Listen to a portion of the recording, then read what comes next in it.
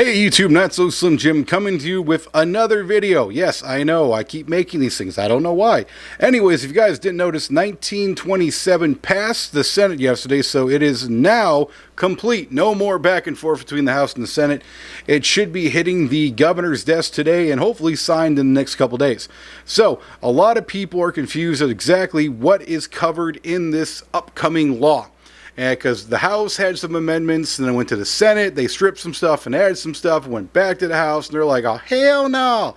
You know, then it went to committee, and they changed a bunch of stuff. So a whole bunch of people are confused on exactly what this new law is going to have, and they don't want to read through all the legal nonsense on the website.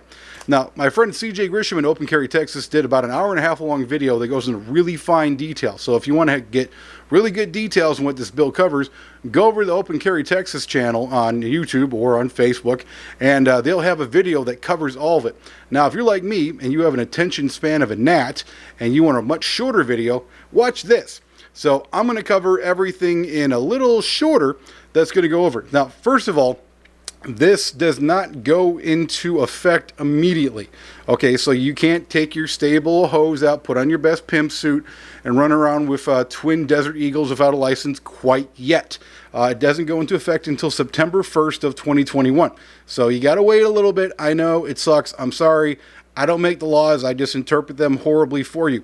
Second of all, you got to be 21 years old. Yes, I know it's Texas. That's why it's permitless carry, not constitutional carry, because there are always restrictions. They got to at least put their thumb down on you.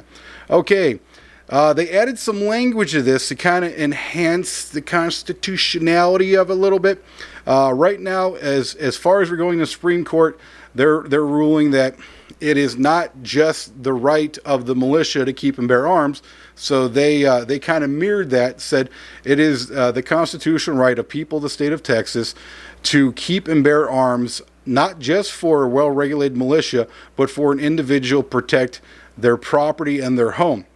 Now, obviously, this bill gives them the right to carry outside of their property, but it wanted to echo the right that they have the ability to keep and bear arms to protect themselves and property. So that's added to it just to reinforce the constitutionality of carrying a firearm. This bill does not give any verbiage to tell law enforcement that, hey, just because I'm carrying a firearm, you can't just walk up and be like, well, I don't know if you're doing this legally. You might be a felon or blah, blah, blah. Give me your license so I can run it. Originally, there was an amendment to add that from Huffins, but, of course, the Democrats didn't like it, and there were some Republicans that didn't like it because the police unions didn't like it. Anyway, so that got stripped. Now, it already is federal law through case law saying they can't do that. Brown v. Texas, Terry v. Ohio, and a few other ones I can't remember off the top of my head. So they're like, well, if it's already federal law, then why do we need to, make it easy and put it in state law? I know, they're idiots, whatever. So I'm going to make an entire video specifically breaking that down in the future, but instead of making this video an hour long, we're just going to say it mirrors federal law that they cannot do that. Okay, it expunges anyone who was previously arrested for only unlawful carry of a firearm. So if you were arrested for unlawfully carrying a firearm in the past, you can apply to get your record expunged of that crime. If you are currently serving prison time for unlawful carry of a firearm and nothing else, just that, you can apply to get that, well, basically get released from prison and then get expunged. So they added that back to it. Good job. Okay, foster parents. Previously, foster parents could only have a gun in their house, in their vehicle, or carry if they had a license to carry in the state of Texas. Now, you don't need that. I don't know why they had that in the first place. That's stupid. But foster parents can now own, carry, possess, have in their car firearms without having to have a license to carry. Good for you. Okay, it restricts cities from restricting people being able to carry.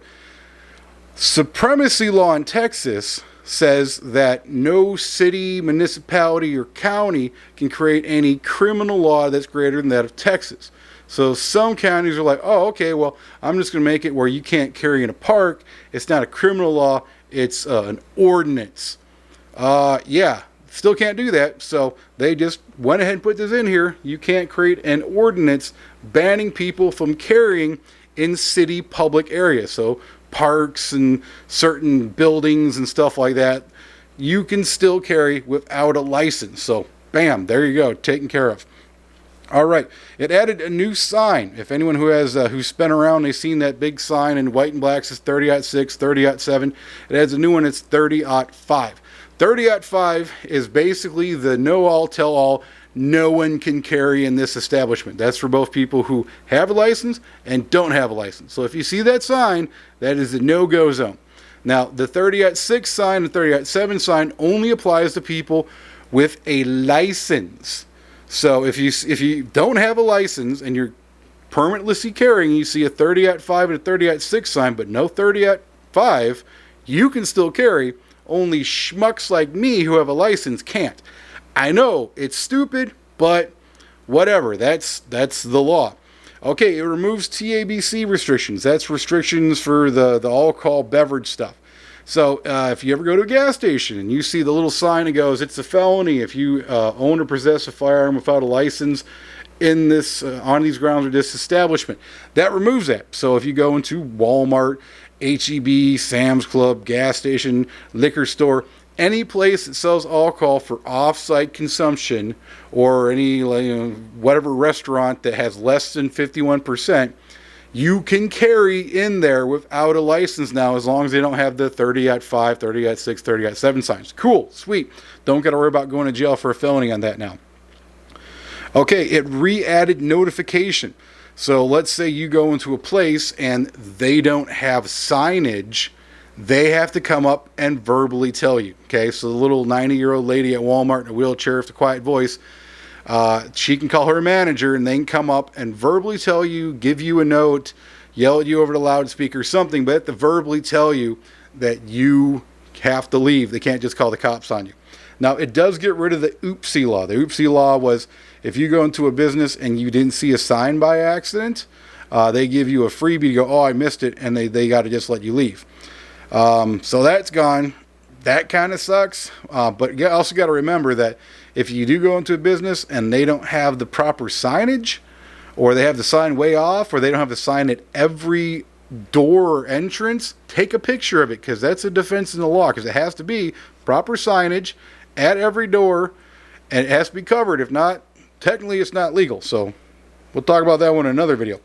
But yeah, so it did get moved to the point now where if they come up and you're in a place where they have proper signage and you missed it for whatever, they ask you to leave and there's a cop there, they can, if they choose to, charge you automatically with a Class C misdemeanor if you leave immediately. If you refuse to leave, it will be a Class A misdemeanor. So don't be that dippity-doo who pulls her phone out and starts demanding a manager and acting like a Ken or Karen and being a bag of dicks and doing stupid stuff. Just leave. They don't want you there because you got a gun. They don't want your money. Just leave your cart, leave whatever, put your stuff you're going to buy down, walk out. Don't be an a-hole about it. Okay. Now, we had a law for belt and shoulder holsters for carrying openly. If you're carrying concealed, you don't have to have a holster. You can throw it in your backpack, your diaper bag, your purse, your boot. You can stick it down your underwear. Anything you want to do, doesn't matter if it's concealed. Concealed means completely covered, can't see it. You can imprint all you want. You can have, a Desert Eagle scratch put down your crotch, and you can tell it's a Desert Eagle. As long as you can't physically see the gun, it's concealed. But if you're open carrying where you can see any part of the firearm, it has to be in a holster. Previously, it had to be attached to either a belt or some kind of shoulder rig. Now, you don't have to have that. So if you have an AR-15 pistol and you want to carry it, you can carry it on the sling and have one of those little clamshell Kydex things that goes over it. Or if you want to keep in your car, you got one of those nifty little cup holster ones with the holster on top. You stick it in there, bam, too easy, taken care of. Don't got to worry about it.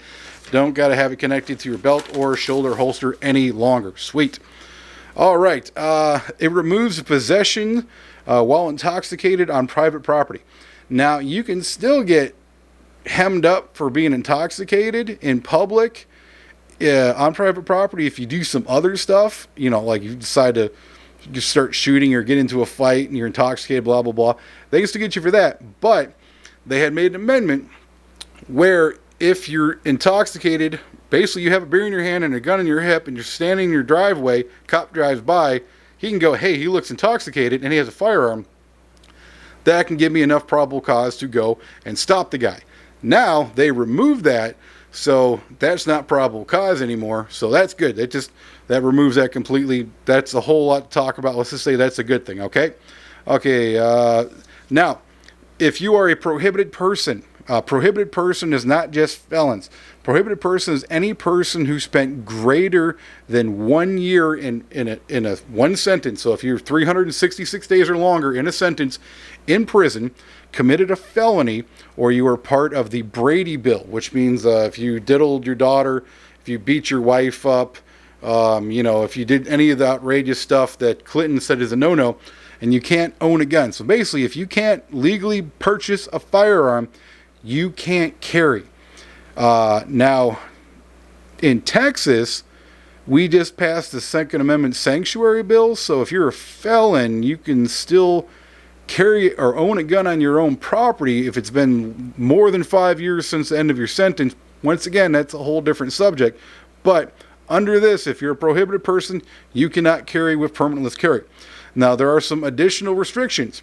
If you committed one of these misdemeanors within the last 5 years, and that's 5 years from the end of your sentence, if you assaulted someone or were charged with assault, deadly conduct, terroristic threats, discharging a firearm in public or in city limits, something of that nature, or carrying a firearm in a manner to calculate alarm.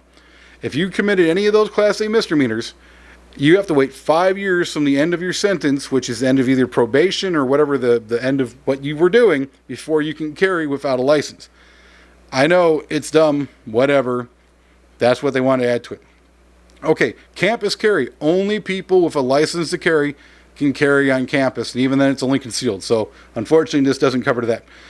There is no verbiage about carrying on the Capitol.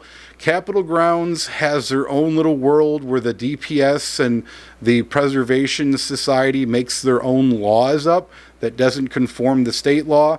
So we're going to have to wait and see what they say about unlicensed carry on the Capitol. That should come out probably in the next couple months. We shall see.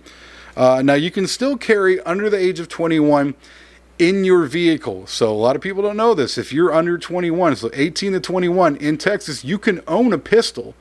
You can't buy a pistol from an FFL, but you can buy one private party, or you can have one gifted to you, and you can have one in your domicile, your home, your apartment, wherever you live. You can keep one in your vehicle as long as it's concealed, and you can carry it on your person concealed from where you live to your vehicle, and from your vehicle back to your home. Plus, if you're spending some time at a friend's house, you can conceal it from where you're going to your friend's house, from your friend's house back to where your vehicle is, and then also to a sporting range and back. So you can still have it, you just can't carry it inside gas stations and Walmarts and stuff of that nature. The final one, the government is spending a whole bunch of money for the DPS to do a study where they're going to keep track of how many people are getting licensed to carry until 2028, and they're going to figure out how many people are getting them in the last few years versus the next 7 years, and seeing if more people are getting them or less people are getting them. They're also going to be giving some free online training. So, because they want to make sure Texans are knowing of the law, and they know where they can carry, where they can't carry, what the laws are, jailhouses, restricted areas, the whole 9 yards. What they're going to be doing is they're going to be taking the LTC class, and they're going to be putting it online for people who don't want to get an LTC so they can know the laws. They're also going to be adding some basic firearm safety training, some basic firearm, here's how you handle it and without shooting yourself in the foot, and some basic stuff like that. They haven't put out the entirety of what it's going to be, other than it's going to be, hey, here's some free training, please don't go around shooting people. So if you have any questions about what's covered in this bill, I will answer it to the best of my knowledge. If it's a question that I don't know, I will send you to someone who does. If you have any other questions, comments, or concerns, leave them down in the comment section. Till then, y'all have a great day.